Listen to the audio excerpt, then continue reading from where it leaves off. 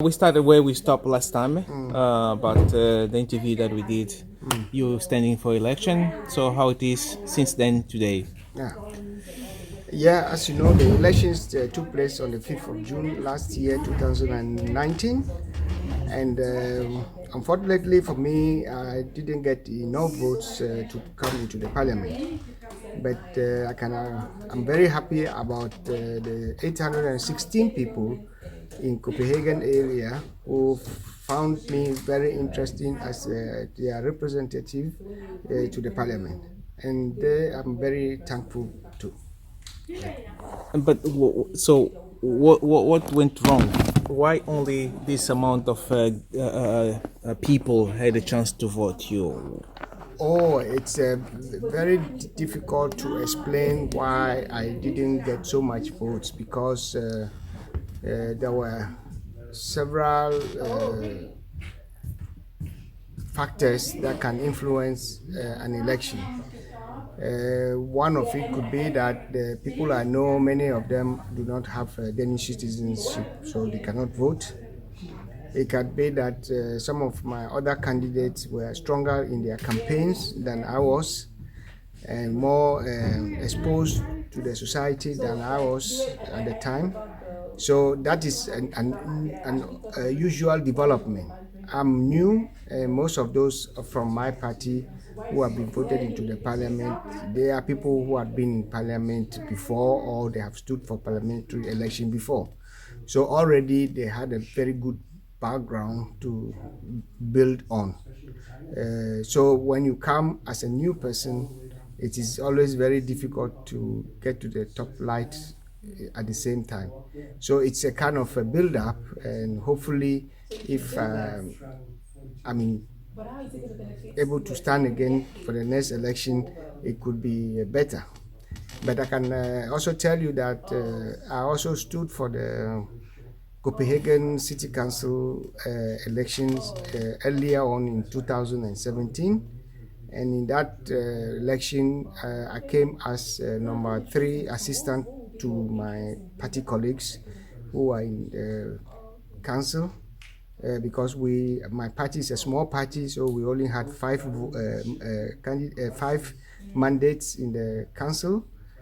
But today, as I speak to you now, I'm the first assistant to the members of my party in the city council in Copenhagen. And so I'm available for being calling if any of my fellow members are on sick leave or traveling or doing something for a longer period. So right now, from today, as we hear 1 month ahead, I am going to represent one of my colleagues, Christopher, who has been sitting in the Copenhagen City Council. So I'll be doing his work as a city council member for a month. So that is how the politics runs, and I hope to gather some more experience from being there within this 1 month and see what comes out of it when the election comes in 2021, where I'm also in the process of preparing myself for that election. So meaning that you're going to run again for next time? The next election is 2021 for the Copenhagen City Council. For the Copenhagen City Council, like all the other city councils in Copenhagen, in Denmark, there will be election in 2021 in November, and I'm preparing my candidateship for that. So the process is a long process. So you start gradually. So hopefully in May, I will be selected as one of the candidates for the election. How is to do politics in Denmark? What do you? I mean, maybe it's a general question, but it seems like there are a few foreigners or those who born outside Denmark to be involved in the politics when in Denmark. Why is that? First of all, if you want to do politics in Denmark, you have to be interested in participating in political activities. So what the process is normally that you belong to a political party.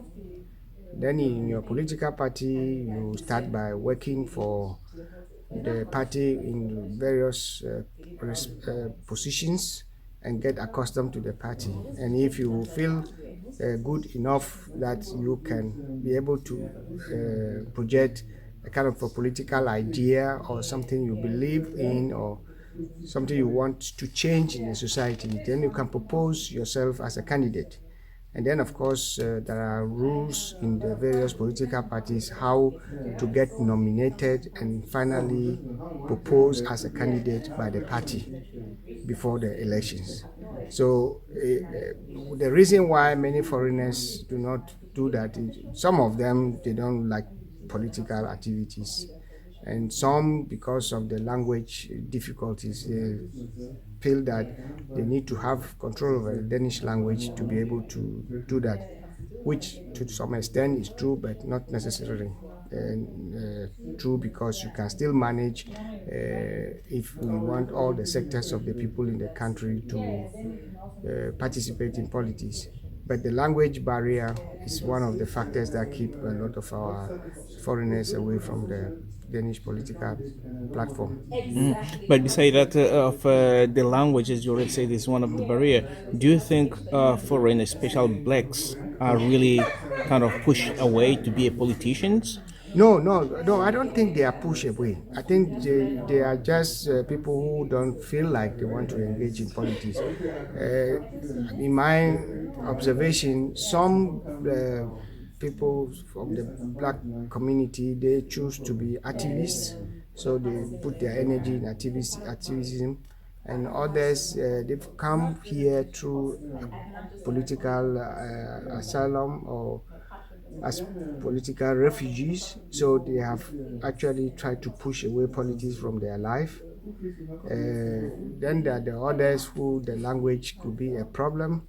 I'm not the only black man who is attempting to be a politician in Denmark, projecting myself in that direction.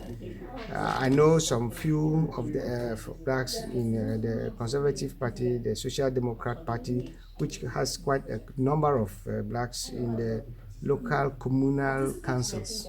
Local city councils. There are quite a number of blacks who are sitting there, not in Copenhagen, but also in other countries like other commune, like Willow. There's one Somalian guy who sits there, and I think in Kalundborg, which covers a big area around Holbæk, there are about 2 Africans who are sitting there. They are all for Social Democrats, and I think there's one guy in Allerhøj, also Social Democrat, and one guy in Lønby, if I remember quite well. Then maybe you have a couple of them in Jylland, Jutland, who are sitting for the Social Democrat. With regards to my party, I only know one lady who is also a suppleant in Jylland. I think so. She's number 1 suppleant to the local council there. So there are a few people who are trying to participate in politics, but the general black community is not politically active the way one would have expected that they are. Let's talk a little bit about the situation in the continent. African continent. African continent. Seems like the situation still going and the going, problem has never been solved. War is still there, corruptions in the country, in the continent, and what do you think about the situation in the continent? The African problem is a very strange problem because not very many African countries have been a stability that enhance development.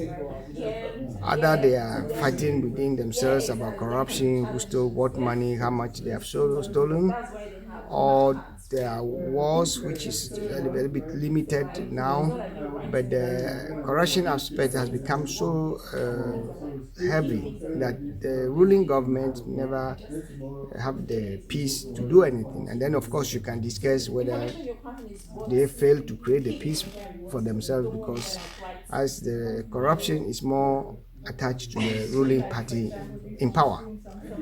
And then if you take, for example, West Africa, which is trying to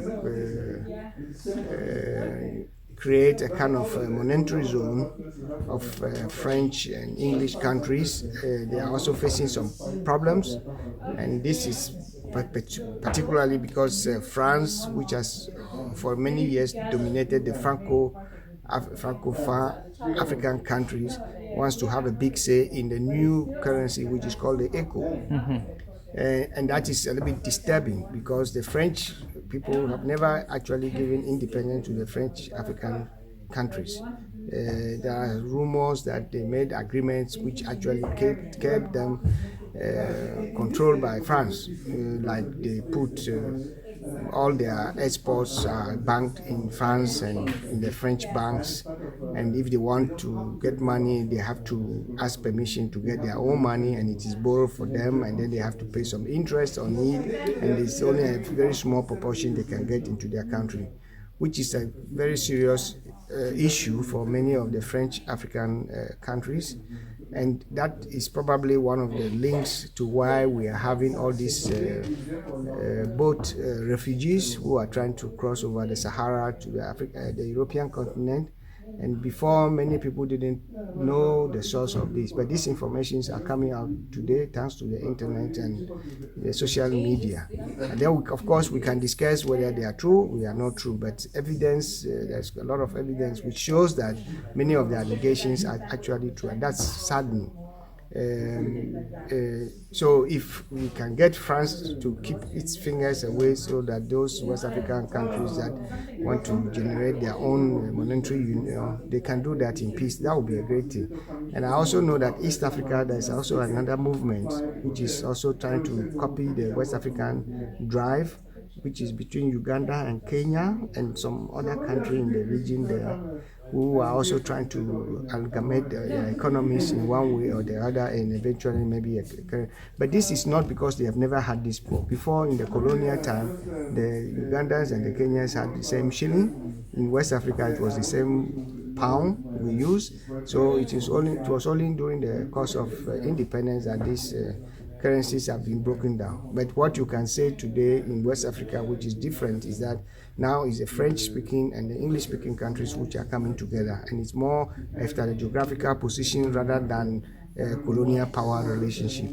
So my hope is that they will be able to do this without influence from France, but this is going to be a challenge. Then we have a funny thing which is also happening in Europe, which many people don't know that affects us. That's the British withdrawal from the European Union has some consequences for the African countries.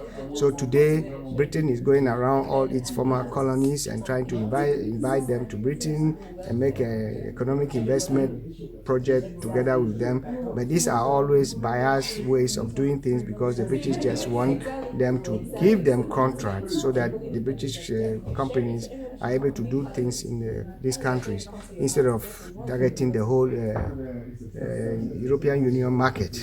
And that's also disturbing because all of a sudden, when the African economies are not very strong, they will be divided. They don't know whether they should go British or they go to the main European Union. And that's not very healthy. This is not what people were expecting when we talk of British exit in Europe. Nobody thinks about how much it's going to affect the African countries. Then, of course, we had the Chinese who are there exploiting as much as they can without so much noise, but also with a lot of funny grievances leveled against them, where they go to countries and just do the things they want to do without any much of control, and that's also disturbing.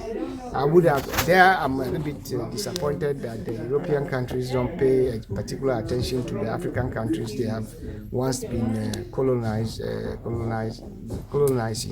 so that they can have a peaceful development. And they allow the Chinese to dominate them today because over time the contract offers from the European continent has always been linked to some other back payments which are not necessary in the interest of the African countries, while the Chinese are more used to saying that, oh, we do this, we give you this, but the Chinese payments are very expensive, which African governments are not aware of, because when they put money into your things, they take your natural resources as payment. which is over a long span of life. And if there's nothing coming out of this project, then I think they are planting a bomb in Africa. To a greater extent that the problem of the African government is that many of them are dominated by men who have very little capacity to do some proper negotiations on behalf of their countries.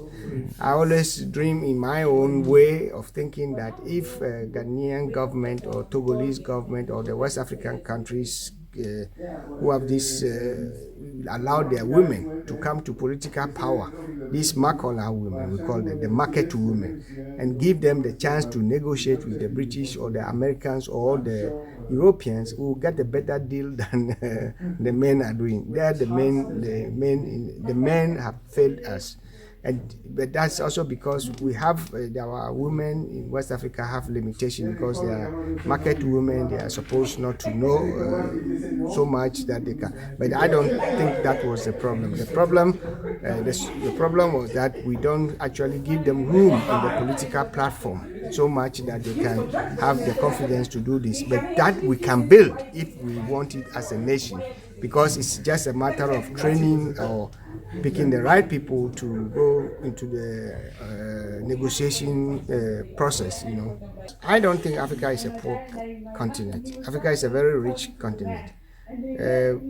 Of course, we have had our problems of colonialism, which has actually tempered with our natural development, and so our hands have been coined to agreements which are not necessarily in our interest. But we have never ourselves worked hard enough to come out of these agreements and project our own vision of what we want to do with our natural resources, which is the source of our richness. We don't exploit them the way we should do. So we are always waiting for foreigners to come and exploit them for us. And of course, foreigners, when they come to Africa, they are there for business. They are not there because they think the African has to have it better than themselves or as equally as themselves. So they charge you very much for the exploitations they will do on your resources, and you get very little for it. You can see typical examples happening in Ghana. Ghana has oil. It's one of the countries in recent times who has developed found oil in the sea, which they are drilling, but very little of this income of the oil goes to the Ghana people. The greater part is gone to outside those exploring the oil from the soil, and they claim that they brought in capital equipment which has to be paid for. So there you are, and it's the same thing you saw in Sierra Leone when the civil war was there, in Liberia when the civil war was there, with regards to diamond and gold, you know. And it's like some regions where wars are created out of nothing, only to allow the foreigners to come and exploit the place without we doing anything. But Africa is very rich. You know, I left Ghana so many years ago, but when I hear that today Chinese are exploiting gold from every part of Ghana, I get shocked. When I was a young boy, I only knew about 3 gold mining companies in Ghana. But today you find gold everywhere because the Chinese can find gold everywhere. So these countries are very rich. It's just the notion of how they should be exploited that is a concern for the African population. So we need some dynamic educational system which also will help to educate our people more and more, so that the governments in our countries can function from the relative point of view in a way that everybody participate, and we protect, the Africans protect their natural resources and trade with them in a very intelligent way. But everybody talks about we need to have a better education, better health system, but yet we, the population, know.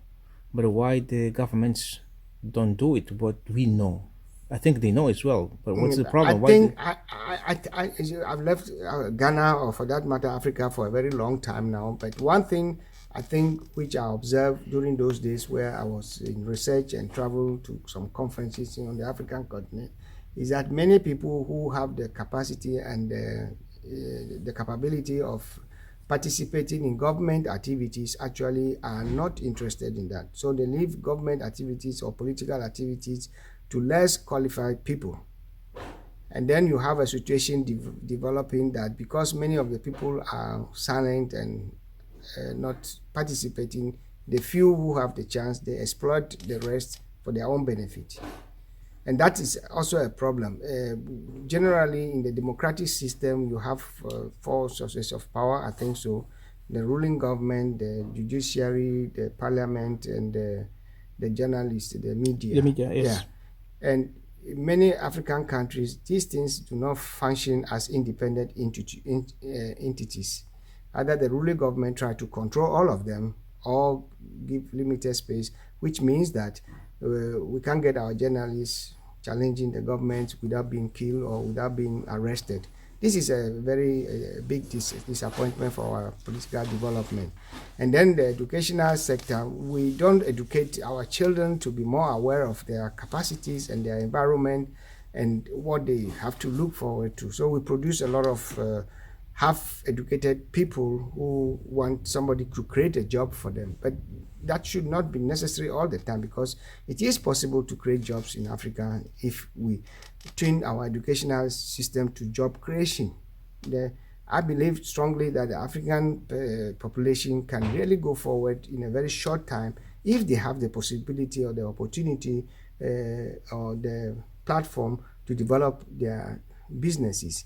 Then we have all this notion that individual businesses in Africa are self-centered, if I may use that word. So everybody only looks up to his own business, where they don't have this network which says that I have a small business. If you and me put our business together, we become a little bit bigger. Then we can be big enough that we can employ more people. Then we can also be able to find markets together and develop our business from that angle. Because it's not very productive if you are small and everybody is small, then you start to fight for the same source of customers. And you are never going to be able to produce enough to meet the greater population of the customers who need your goods. And that is also an educational problem, because our educational system is about doing some mathematics and reading some books. It's not about thinking of a human being, which is living in a community where you have some natural resources, and then you have to think about how do we exploit our natural resources for our benefit and the benefit of the community. African in diaspora. Yeah. That's the people, should play a big role in developing the continent, yet we are not doing it. Or if we are doing not so much. What do you think about it and what you do? This issue of the Africans in diaspora, it can be targeted or treated from two main points of view. One is that if the governments of the African countries actually believe that they want to utilize or capitalize on their country members who are living in diaspora, they have to create an environment to encourage these people to do investment in the country. Then there's the other aspect that there are people in diaspora, they will have to be able to take the chance to exploit the platform which has been created in their previous countries. But experience or common knowledge says that it is very dangerous if you go as a diaspora man to your country and you want to do something and the government does not protect you. You'll either be cheated by the people, or actually people will work against you, because some of the African governments actually see you as a nuisance, because you come from the diaspora and you are used to a different political thinking and a different behavior in the society you are coming from. So you start demanding things that the Africans who are living on the African continent don't demand, and these many governments don't like. I have an experience when I was young. There was a military government sometime in 1972, around that period in Ghana. From System Nkrumah was removed in 66, I think it's 1972 coup d'etat or 74, where the ruling military government actually proposed to Ghanaians living in Germany, especially the medical doctors, to come. And in fact, they have been able to attract a lot of Ghanaian medical doctors in Germany to come back to Ghana and practice in Ghana. But that was because they gave them residencies, they made them attached to the central hospitals in the country, and the environment for them to work was there. But when that government was removed from power, The next government didn't give a damn about their presence. So the basic things they need to work at the hospitals were lacking. And many of them had to go back to Europe. And this is why I said that the internal government of the African countries, they have to provide the platform to allow these people to return to the country and offer the services or the knowledge or the capacities they can bring with them in the development of the African countries. But we have this big gap between the local administrations of governments who are a little bit envious of those coming from the diaspora. Then the diaspora, they are more reluctant to take the risk of going back home and start from the beginning trying to fight something which they know in the long run they cannot fight.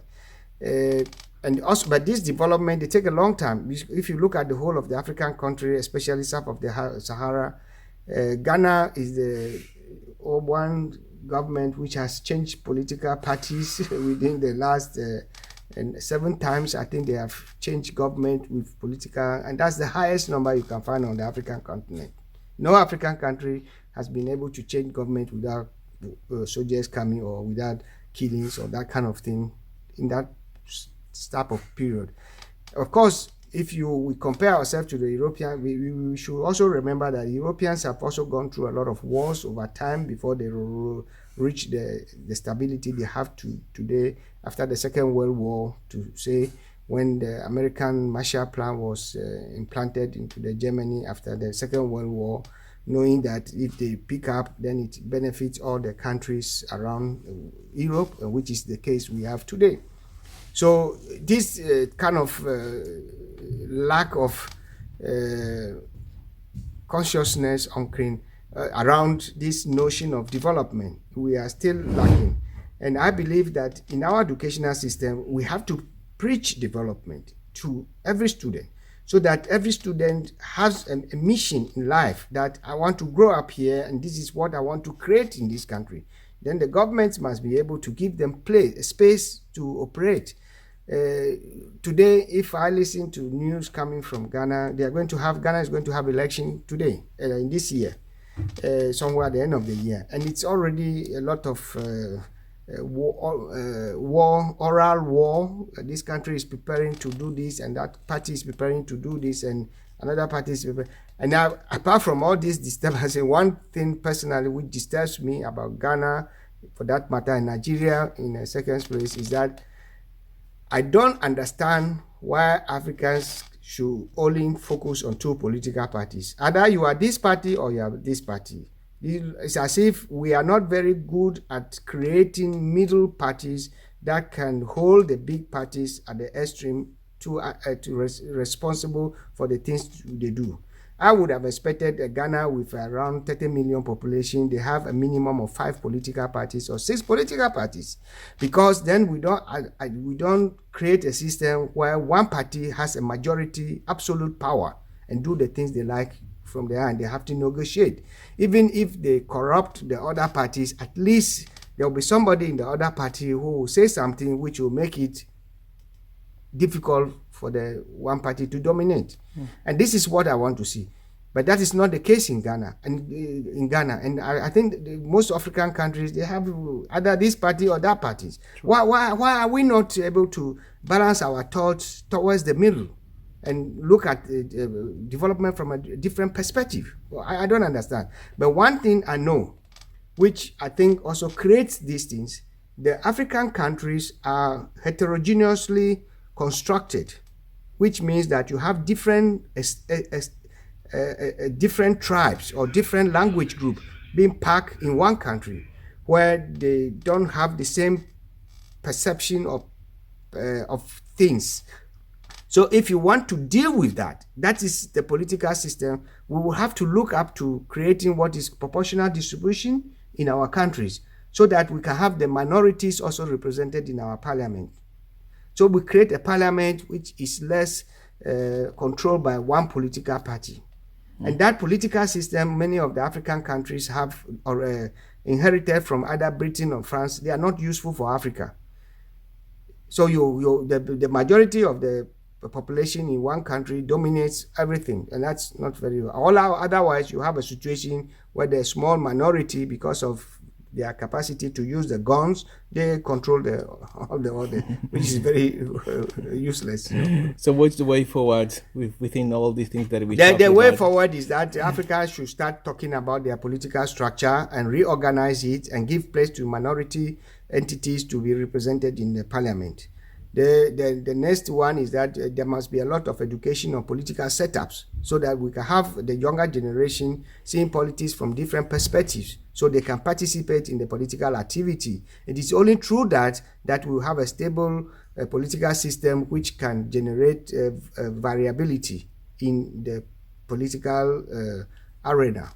We don't need to be like the US where you only have Democrats and Republicans, at least for that matter. We are constructed artificially as a country. You go to Ghana, you have the people from the north who I cannot understand. I'm from the south. The people in the east, I have to go there and learn their language before I can. And if they are not interested in my language from the east or west, then they don't speak my language. But we are all belonging to Ghana. Then we take an English as our national language, which is relatively is okay. But it should not necessarily be like that. Correct. So we have all these problems, and some people of even the diasporas, they don't believe that you can change the political system by constructing the proportional distribution. I believe strongly that the proportional distribution is what is needed for the African continent. And that's what is practiced in Denmark, Sweden, Norway, Finland, and Iceland, I think so. They have that. The British system, one man takes all, is not a very useful system for us. Neither the French. The French is quite close to the British system.